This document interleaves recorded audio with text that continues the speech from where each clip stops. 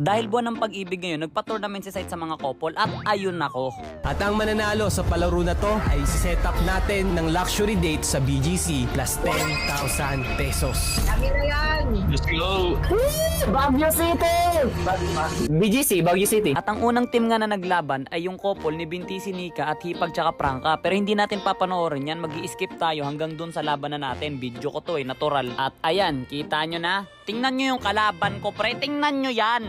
Hold up. Wait a minute. Something ain't right. Ano to? Kailan pa kayo naging magkakilala na ito ni Ashley? Bakit kayo mag-partner sa laro? Kalaro ko, Bird. Man, nakakala ko kaibigan kita. Sakto.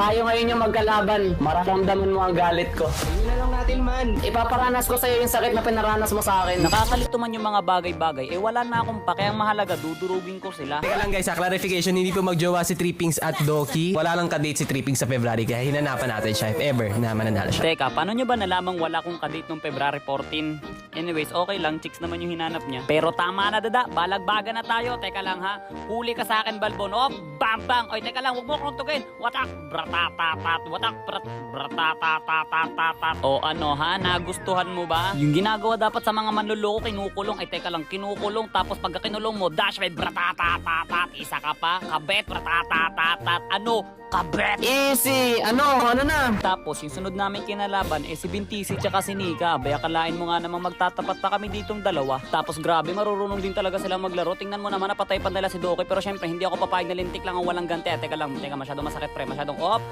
wala ako dyan. Saan kayo pupunta bro? Wala ako dyan bro, nandito ako. Wala ulit ako dyan. Wala ulit ako dyan. Sino kinukumbuhan mo dyan?